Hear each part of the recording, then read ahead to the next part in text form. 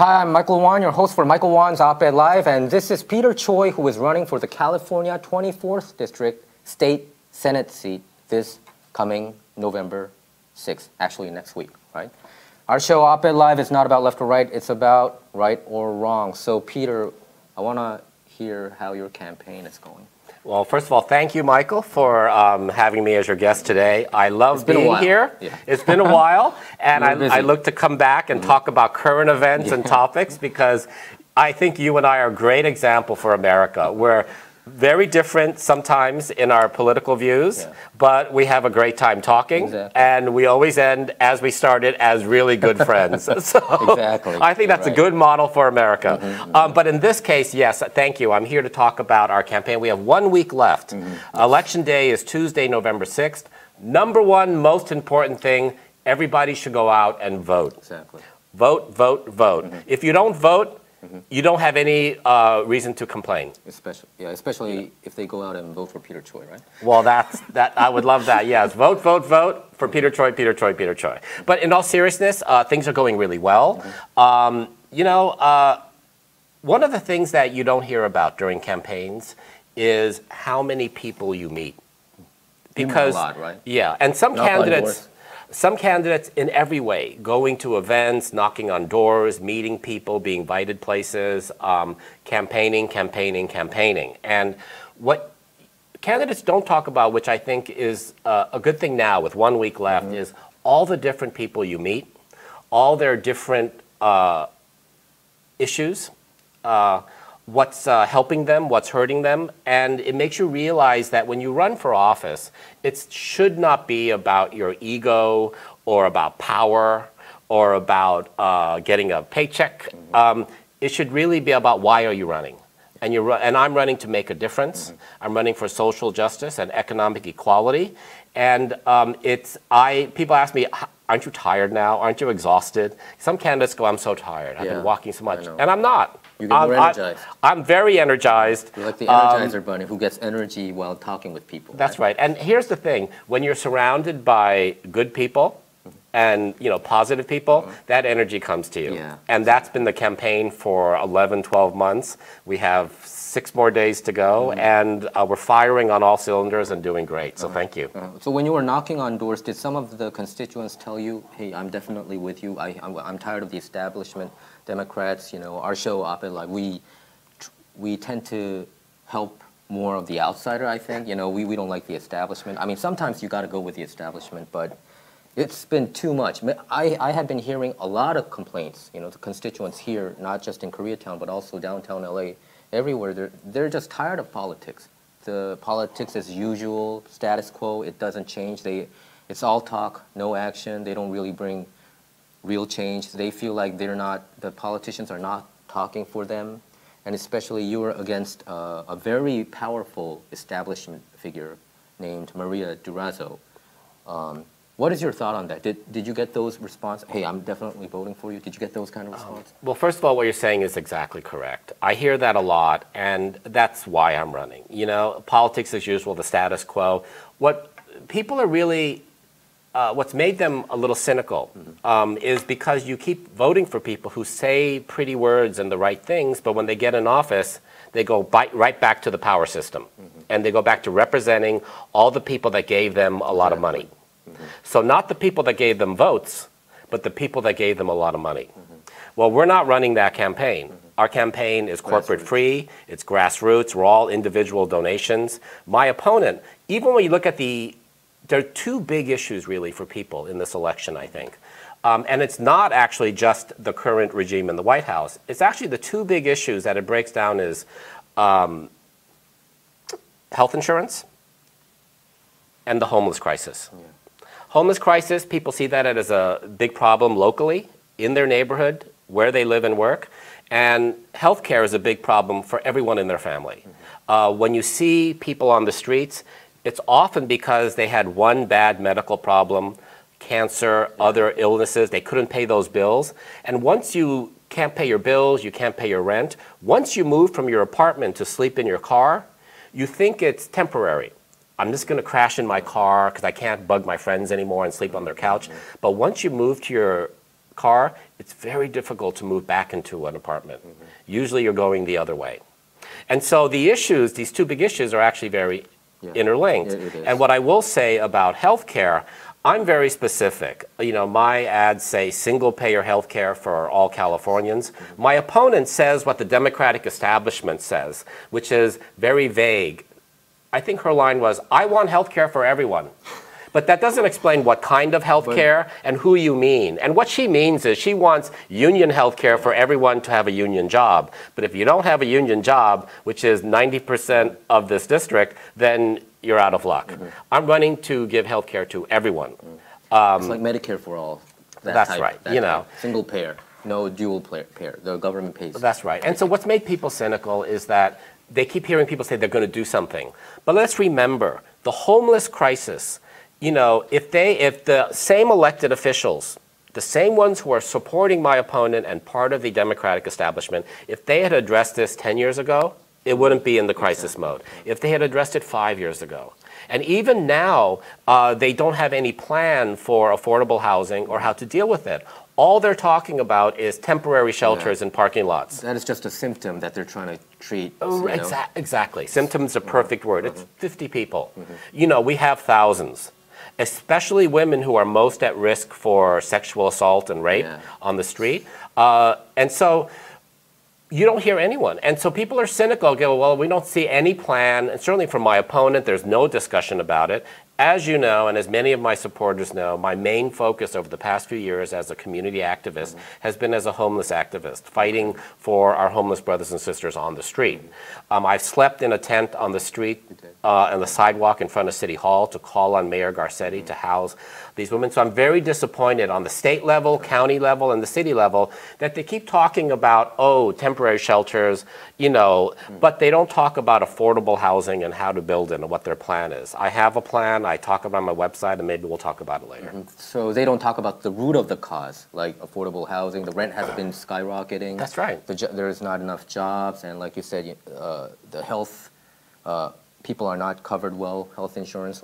And now I don't see it just a Southern California problem. If you go to San Francisco, I went there a couple months ago. It's horrible there. They also have, it's like tent city all over the place. They even have a map where you can actually, where they guide you to avoid human droppings or feces. Really? So yeah, they have, it's really an epidemic, and I blame the establishment politicians right now because it's... Who's been in power? Because, yeah, exactly. You were not there. Like, Peter, you weren't there. Right. I weren't there. It was them. And it's like they are telling us, oh, now we really figured it out.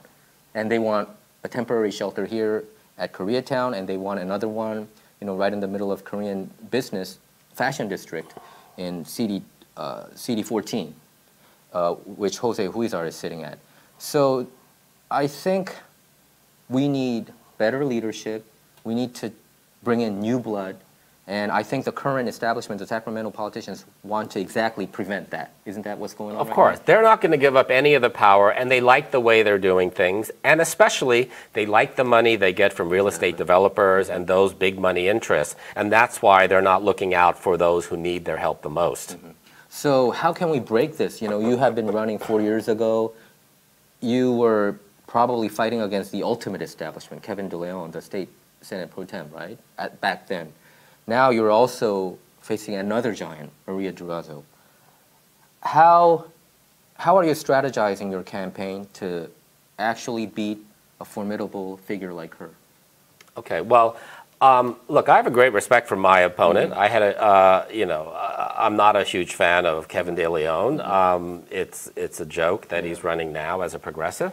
But first, let me say this. Slightly conservative these days. Slightly conservative these days. Well, here's the thing. Let me just say this about the homeless issue and Kevin De Leon. He's our current state senator, and my opponent and I are running to fill his seat because he's termed out. He used to be the Senate president as well, so he had really the power to make things happen. So he recently sent out a mailer, not a campaign mailer, but from his office, saying these are the state Senate accomplishments, legislative accomplishments over the past year, and they go through the different categories, you know, jobs and this like that, and they get to the homeless issue. So I go, great, let's look at that and see what the state Senate under Kevin De Leon has done on the homeless issue. What legislation? What have they done? It. All they say in it, and I should have brought it today, but it says in there, all it says is one thing. We have a ballot measure on the ballot. And it's like, well, how are you going to spend that money? Because before you vote for ballots or propositions, you really want to know and make sure the money is going exactly where you want it to be going, and that a part of it or half of it is not going to some other thing that's part of the political system. And so I thought the California State Senate has done zero, a big donut, on anything to help the homeless. Nothing. You know, so that's why they call it emergency. You know, because they have made it this situation. But how did it become an emergency? It became an emergency under the they were lackadaisical about these issues. Yeah. And it's because, you know why? It's very, very simple. People sleeping on the street don't donate money to politicians' campaigns. If they would have been gone. And what we're running against, we're not just running against, the Troy for State Senate campaign is not just running against the millionaires and billionaires in Sacramento, the special interests and the corporations that have co-opted and corrupted the Democratic establishment. And as a Democrat, I say the Democratic establishment because the Democratic Party controls the Assembly, the State Senate, and the Governor's Mansion. So why aren't they accomplishing our wish list? Look, the Republicans control the House, the Congress, and the White House, and they're going through their checklist. This is what parties do. Why isn't the Democratic Party aggressively attacking the homeless issue when this and health care? They are not addressing it. They're talking about it. They say, we think it's a homeless right. We believe this. But they're not offering any plan or substance of how they do it, which tells the voter they're not serious about it. Even about the healthcare, even though they say the rhetoric-wise, you know, they say they want everybody covered. But if you actually get into detail, I asked a question to Anthony Rendon, you know, the Speaker of the Assembly. He would say, yeah, I'm for it, and then I asked him, you know, but you voted against it. Because he did vote against. And he's the one keeping Senate Bill 562 in committee. And he said, you know, but first we got to make sure of this and that and this and that, because once you get into detail, they back off, you know. So I feel like the Democrat Party, they are separated to two kinds. One is the establishment one, and the other is probably like the Bernie Sanders and the outsiders, like you, split into two. Am I seeing it correctly, or you know, are they actually united, but they're just differences in their policy?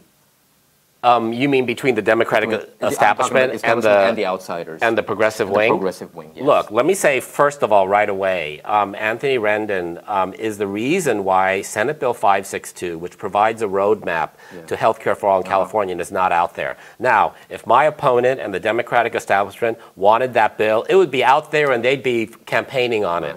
Look, if it was something that's valuable to them, that's a core thing for them, like driver's licenses for undocumented residents. Oh, they were out there. And when people said, how much is that program going to cost? They said, doesn't matter, we'll figure it out. Doesn't matter, we'll figure it out. They always figure those things out. We'll all figure afterwards, but we got to pass it because it's important. Well, I'm not saying it's not important. It's important and for safety issues as well. But there is no issue more important that affects every single voter in this district than health care. Because without your health, you have nothing. Now, let me give a shout out. Down in Anthony Rendon's district, a friend of mine, Maria Estrada, is running. She's the progressive candidate. She's got an amazing campaign. And I can't do this alone.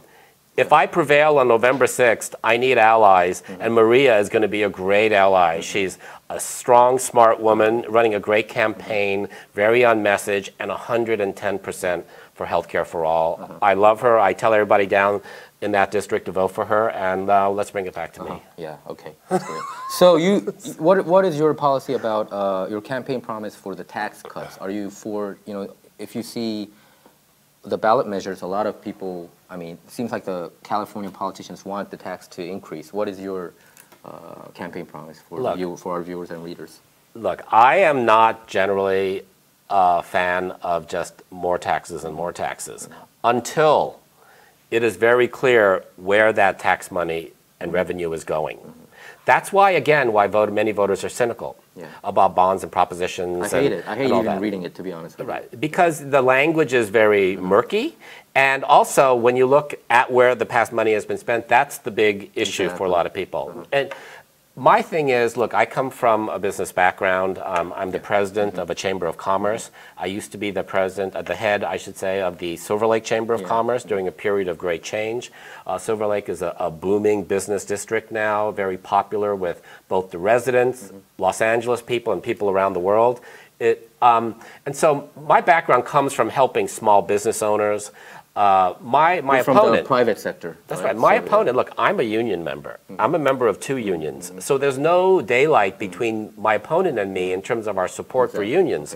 But I'm running to represent everyone that works for a living. That's small business owners, mom and pop restaurants, nonprofits, professionals, writers, artists, and the many who are working 2 or 3 jobs to create one income, driving Lyft and Uber at night, working at a part-time job in the day, maybe renting out an Airbnb. They're cobbling together. This is the new American way where many people are not working 1 job, but are working 2 or 3 to try to make enough to pay for their months. Especially when I see the millennials, they have like 2 or 3 jobs. That's very much so. And they are tired of it.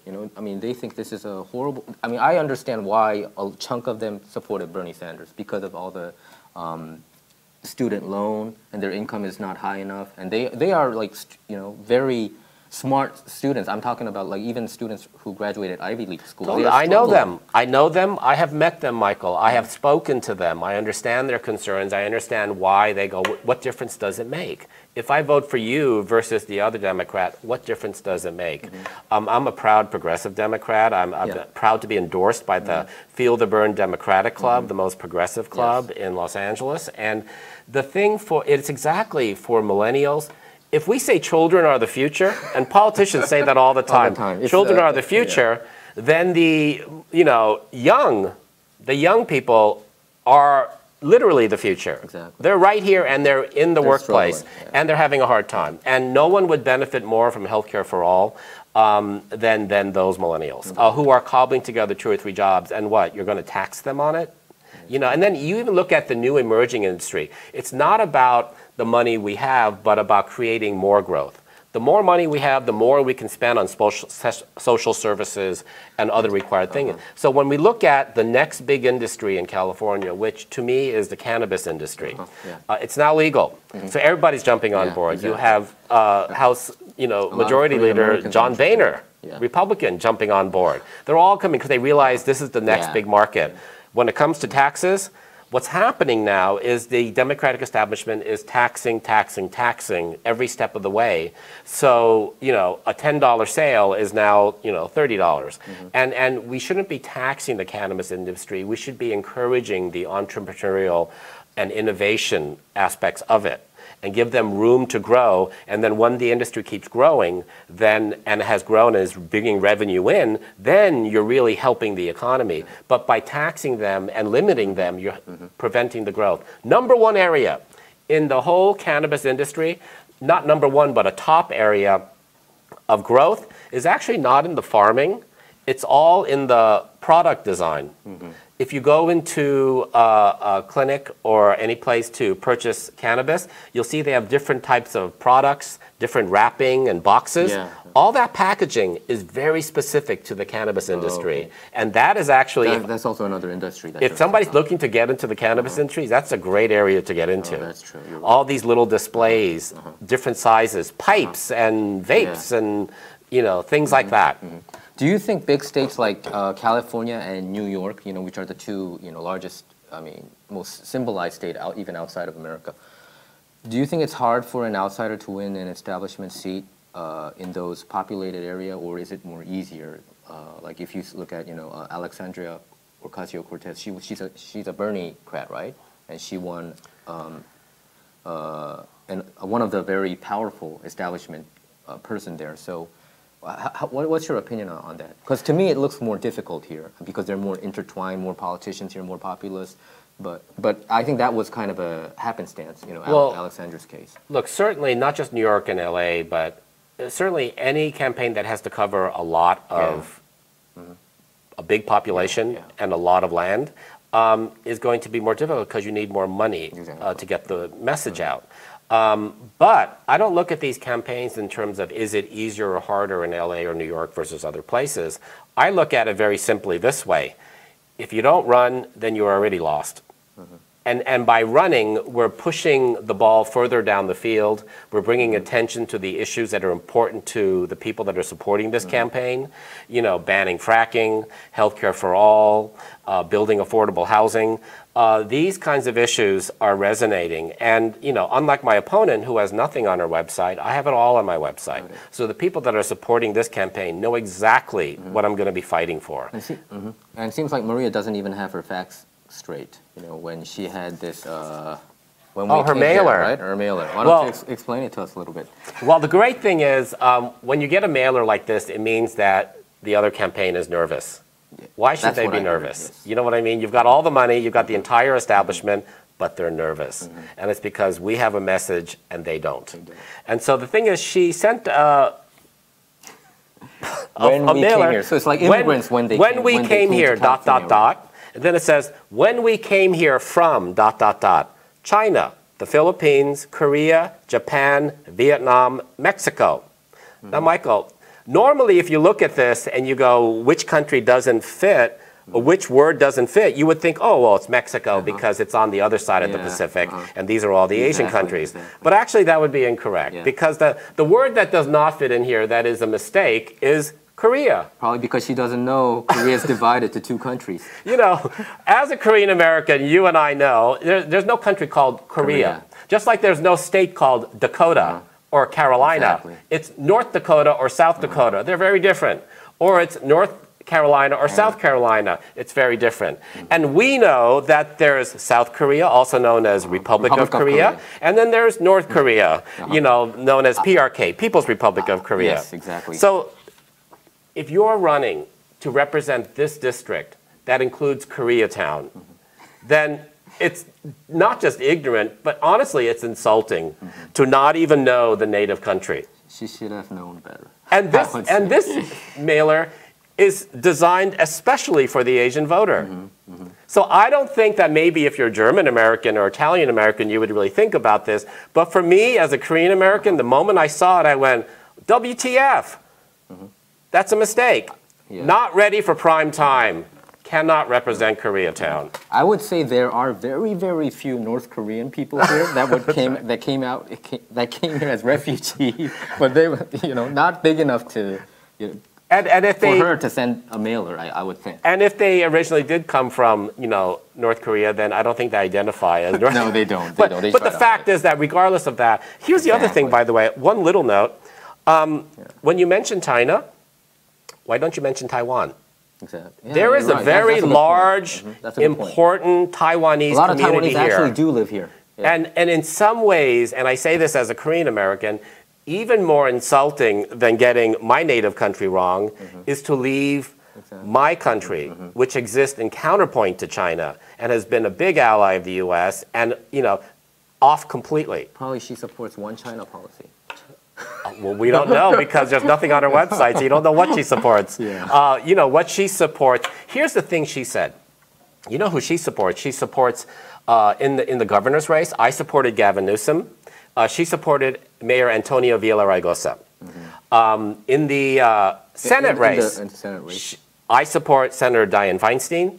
She supports Senator Kevin De Leon, State Senator Kevin De Leon, who's running for senator. Now, when she was asked by the LA Times, why are you supporting Kevin De Leon instead of Senator Feinstein, you know, and she said the reason she gave was because Senator Dianne Feinstein never courted the Latino community, and she has no relationship to the Latino community, and that's why she's not supporting Senator Dianne Feinstein. And I go, that's the reason? That's the only reason? So it's completely racial, huh? You know, it's completely tribal. And tribal, you're right. And I think it also explains the ignorance about Taiwan, about South Korea, North Korea, is because, you know why people are ignorant about something? Because they don't care. They don't care. And Peter, you have a special relationship with President Donald Trump, as we all know. That's right. And you personally won a check from him. Can you elaborate? That's right. So this is our viewers? A more lighthearted story, which I've mentioned to you before, and I said I would talk about it. So, many years ago, look, first of all, let me say, I do not...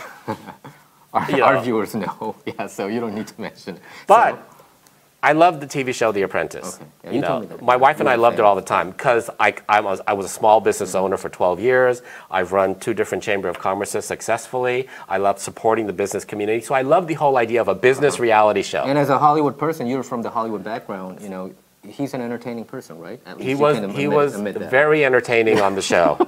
Okay. On the show. On the show. Got it. You got it. So we love the show. So long story short, I won a free cruise. And it was the Carnival Princess or Carnival Apprentice cruise. So on the cruise were going to be all the cast members of The Apprentice.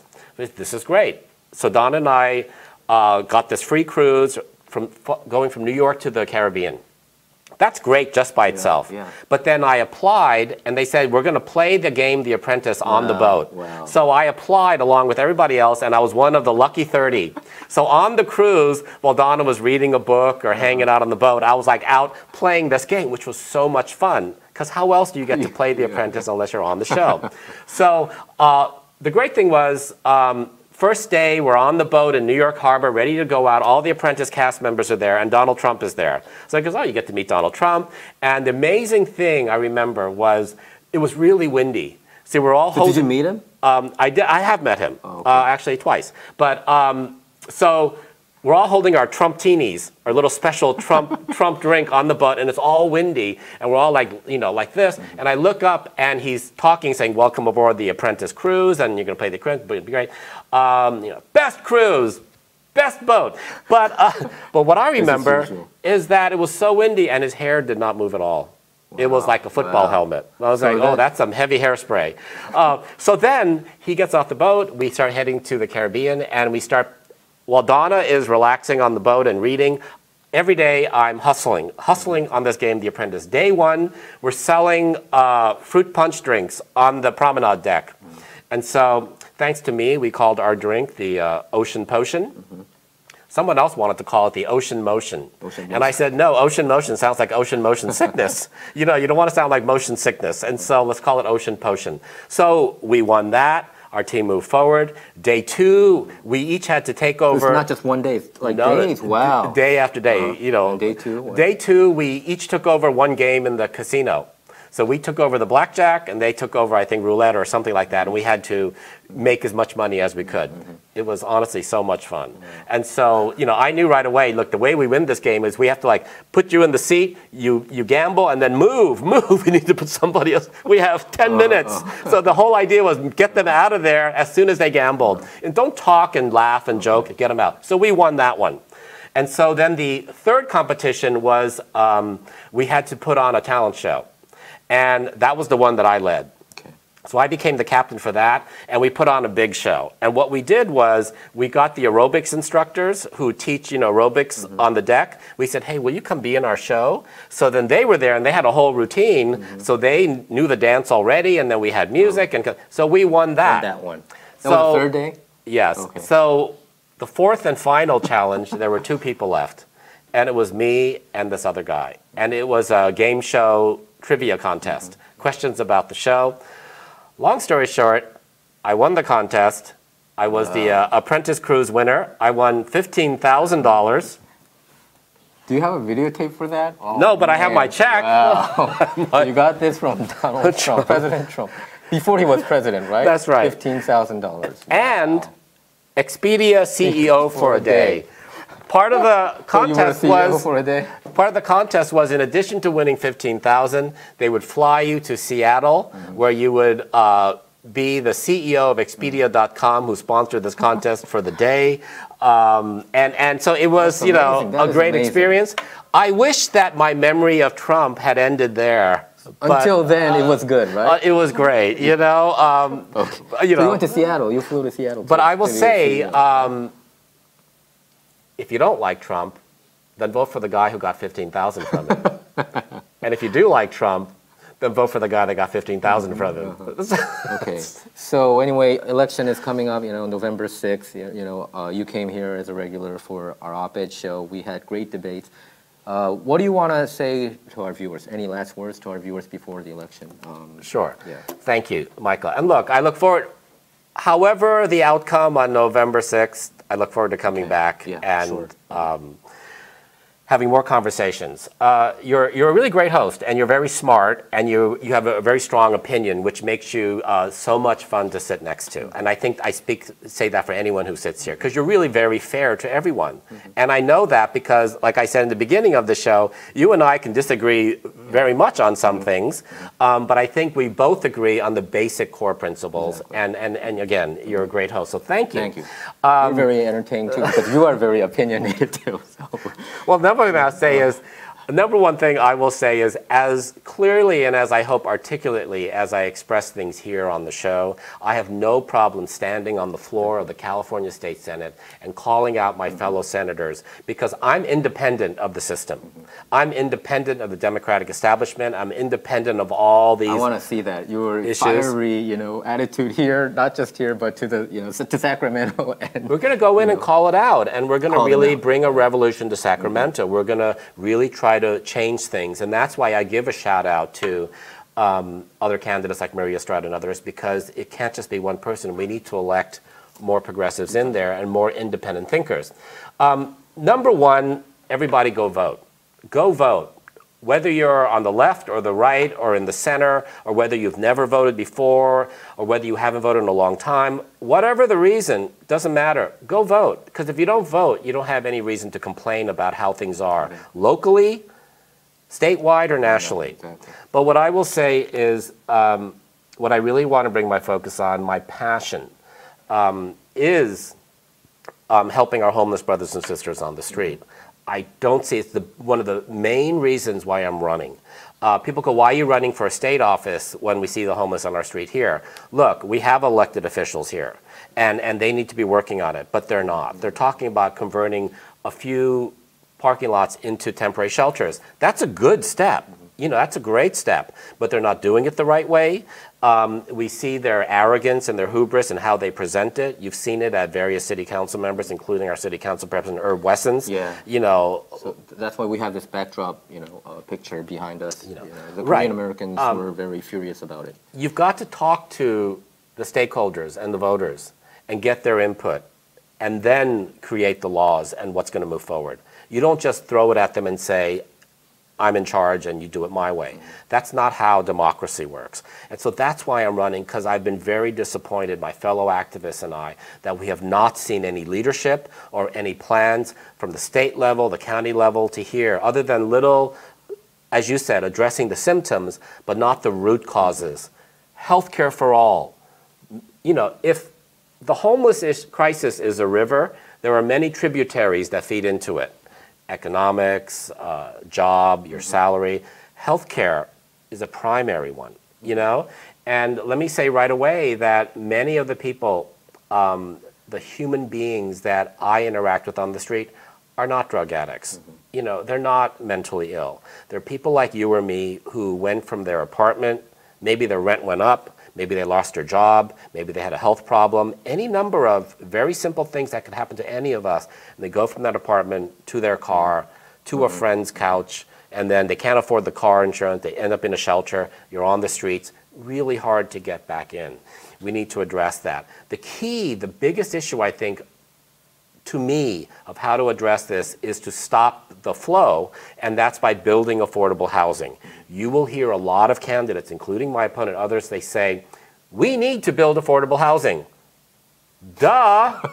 Yes, we know that, but what's your plan? Right? Like, we What's need your healthcare. plan? We need healthcare. I want healthcare for all. Healthcare is important. Yes, we know that. Don't tell us what we know.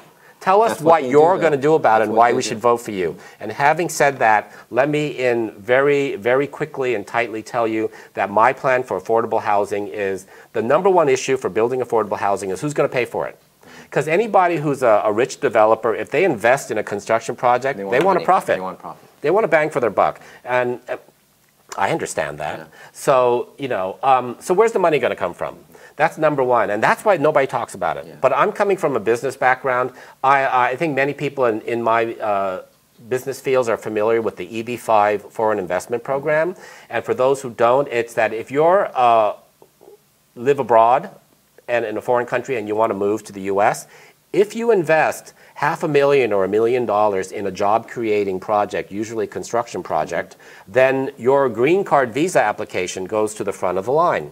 So if you're one of the, let's say, many of the wealthy new Chinese millionaires who are rich because of all the stuff that you and I are buying at Walmart, they have one child and they want to bring their kid to America to get an American education, and also they want to have freedom and they want to put their money in American banks. They want to have all the things that we take for granted.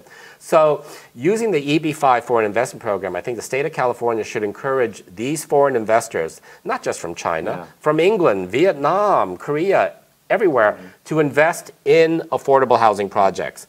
And big problem with the EB-5 program is that you don't know, sometimes the construction project doesn't happen. And then you wasted 2 years hoping that you would get your green card visa. With the state of California behind it, we can assure them this project will happen because it must happen. And then the foreign investor, they get their green card and we get a full building of affordable housing. Not one big rich condo with 3 affordable units in it, but an entire building. That's number one. But number two is once you have the money, you have to spend it on construction. Using a union crew for construction adds 30% more to the construction budget. There are a lot of non-union crews in LA. There are union crews. But if it's going to be a California state project, endorsed project, they're going to want to use a union crew. But it's going to cost 30% more. So my feeling is, and look, I'm a union member. I belong to the Directors Guild of America. We have something called a low budget agreement. And what it means is if I, as a DGA member, want to work, usually I work on, let's say, Iron Man or Wonder Woman or a big Hollywood movie project, Tom Cruise, Mission Impossible, I get full pay. Or even more. I can say, I'm good enough, I want this much more than base salary. But you get a basic DGA contract at the minimum, which is a good salary. But a lot of the small independent art movies that have a $1 million budget versus a $100 million budget, they can't afford a full-scale DGA member. And the Directors Guild recognized this. Would give a discount.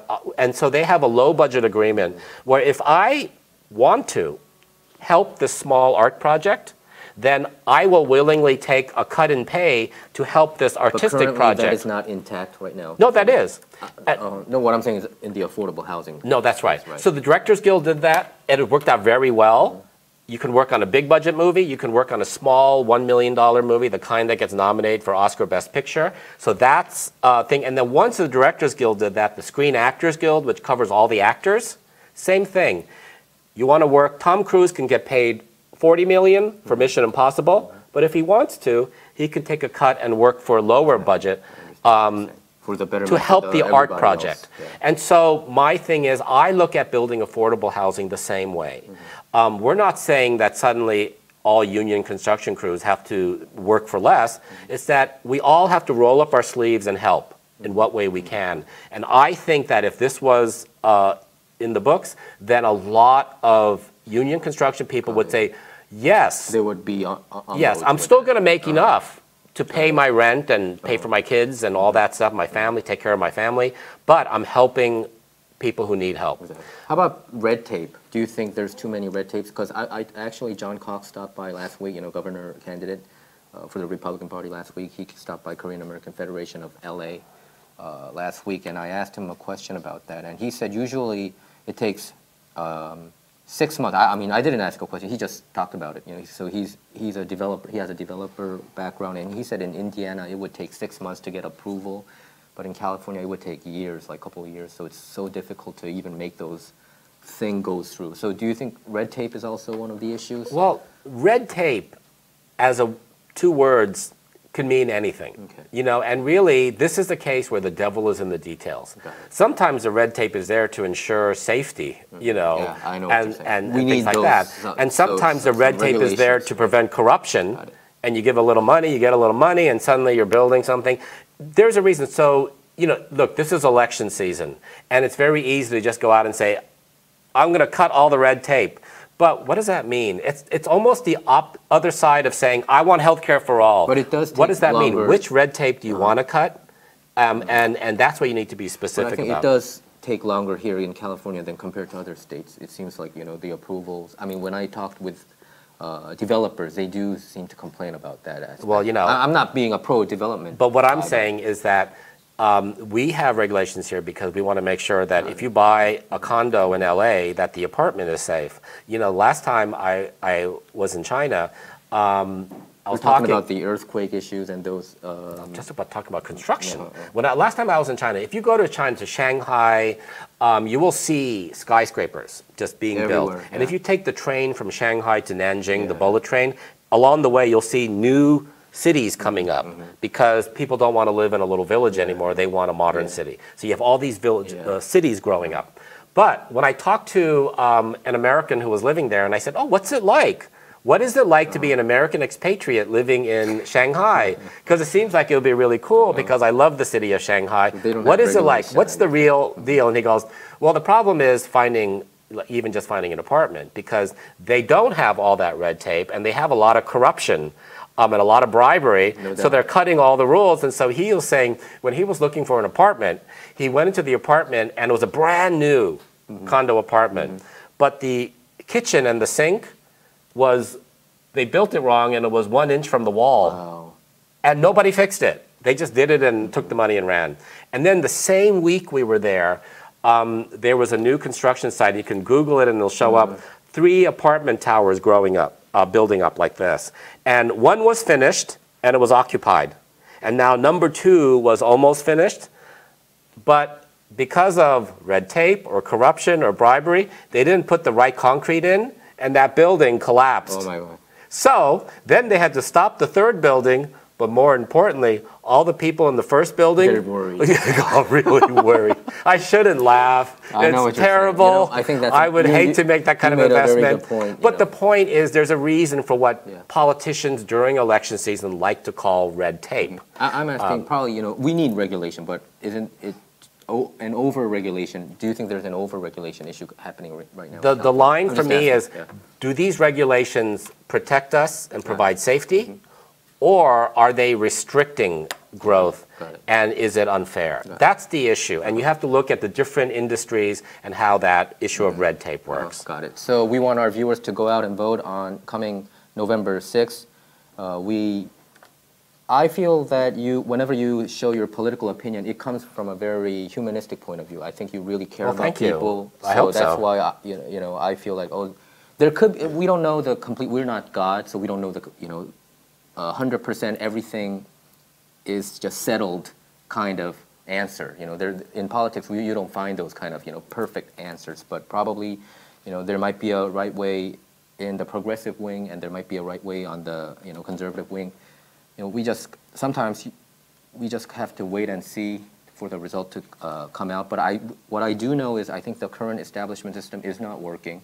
I do know that. A lot of people feel that it is not working for them. So we need... Because it is not. Yeah, and I think it is time for us to find those kind of alternative routes. And I would recommend to our viewers and readers too to not just automatically vote for whoever they're used to and whoever...